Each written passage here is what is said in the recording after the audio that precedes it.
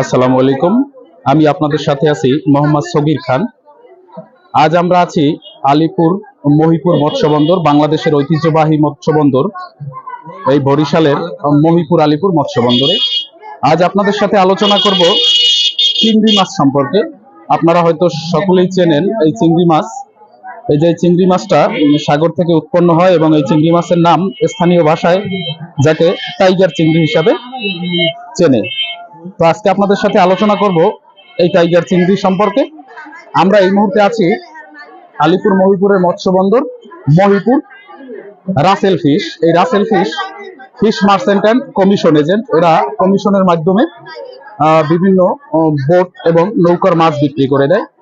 আজ আমরা জানবো এই চিংড়ি মাছ সম্পর্কে, কিভাবে চিংড়ি মাছ আহরণ করা হয়, কিভাবে কিভাবে চিংড়ি মাছ উৎপত্তি স্থল কোথায় এবং কিভাবে এই চিংড়ি মাছ আহরণ করা হয়। আপনারা দেখতেছেন এই চিংড়ি মাছের জন্য কিন্তু অনেক অনেক সাধারণ মানুষের কর্মসংস্থান হচ্ছে।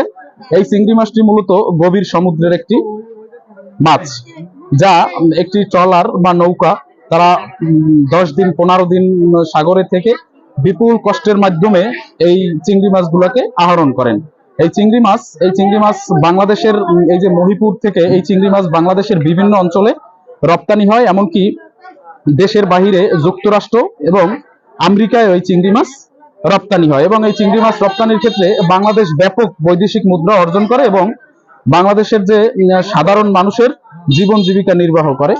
আমরা আরো জানবো এই চিংড়ি মাছ, এই মাছের উপরে ডিপেন্ড করে অনেক অনেক সাধারণ মানুষের জীবন জীবিকা নির্বাহ হয়।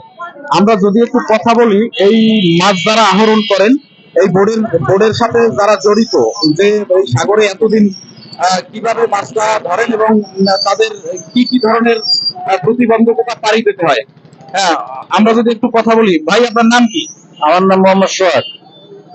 আচ্ছা, এই যে আপনারা এই মাছটা যে সাগরে গিয়ে ধরেন, এতে আপনাদের কতদিন এই সাগরে থাকা লাগে এবং আপনাদের এই কেমন প্রতিকূল অবস্থা পাড়ি দিতে হয় এই সম্পর্কে একটু বলেন তো।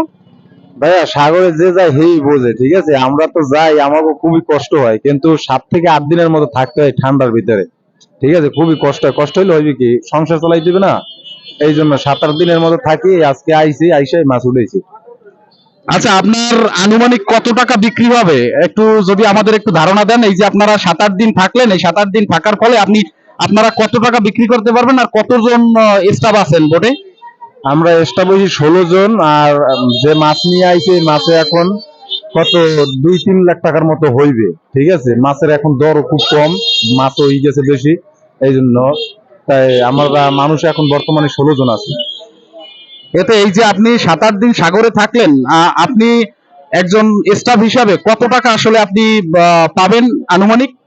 আনুমানিক কত, এই 3-4 লাখ টাকা বেচা হইলে 5,000 5,500 এরকমের পামো আনুমানিক। এর উপরে আর পামো না। আপনারা এই চিংড়ি মাছটা, এই যে দেখলাম, এই চিংড়ি মাছটার নাম কি এবং কত টাকা করে এটা বর্তমানে কেজি বিক্রি হচ্ছে? আমরা তো বেশি মন হিসেবে, আমরা কেজি হিসেবে বেশি না। আর এই যে বললেন যে এই চিংড়ি মাছটা, এটারে বলে টাইগার চিংড়ি। এইটা এখন বর্তমানে টাইগার চিংড়ি। আর আমরা মন হিসেবে বেশি, মন বাজারে যে রকমের চলে ওই রকমের। আচ্ছা, আপাতত আপনার এইটা মন কত করে চলতেছে আর কয় কেজিতে আপনারা এক মনে কয় কেজি মাছ দেন এবং কত টাকা মন? মন আনুমানিক এখন বর্তমানে কত চলে এটা বলতে পারবো না, কিন্তু আপনার 45 কেজি 42 কেজি এরকমের মনে নিতে আছে। আচ্ছা, এই যে সাধারণ মহিলাদের আপনার প্রসেসিংটা করাচ্ছেন, এদেরকে আসলে আপনারা কিরকম দিচ্ছেন? এই পারিশ্রমিক হিসাবে কিরকম দিচ্ছেন? পারিশ্রমিক হিসাবে কেজি হিসাবে 10 টাকা। আর ওই যে আপনার লুথা চিংড়ি থাকে, আবার সাদা গেন্ডি চিংড়ি থাকে, এটি বাচ্চা তারা নেয়, আর তাকে কেজি হিসাবে 10 টাকা করে দেওয়া হয়। তাতে তাদের কেমন হয়? তারা এক একজন আসলে দৈনিক কত টাকা ইনকাম করতে পারে, এ ব্যাপারে কি আপনার কোনো ধারণা আছে? এক একজন দৈনিক ওই চিংড়ি নেয়, এবার ভাঙ্গে চুরে কত 800-700 এরকমের পায় এক মহিলারা। হ্যাঁ, তাদের সংসার চলে যায়। বেড়া মাতারি দুইজনে কাম করে হোমান্যা, মোটামুটি সংসার চলে যায়। 1500 টাকা, 1100-1200 এরকমের হয়। আলহামদুলিল্লাহ, আমরা ভাইয়ের সাথে কথা বলে অনেক তথ্য জানতে পারলাম। তো আসলে এই চিংড়ি মাছের উপরে ডিপেন্ড করে লাখ লাখ মানুষের জীবিকা নির্বাহ হচ্ছে। ও আমাদের পক্ষ থেকে এই যারা এত কষ্ট করে দেশের উন্নয়নে ভূমিকা পালন করতেছে এদের জন্য আমাদের শুভকামনা রইল, এবং যারা এই মাছগুলো প্রসেসিং করতেছে তাদের জন্য শুভকামনা রইল। আজ এ পর্যন্তই, ভালো থাকবেন। আবার দেখা হবে আপনাদের সাথে অন্য কোনো ভিডিওতে, অন্য কোনো টপিকস নিয়ে। আজ এ পর্যন্তই, ভালো থাকবেন। আসসালামু আলাইকুম।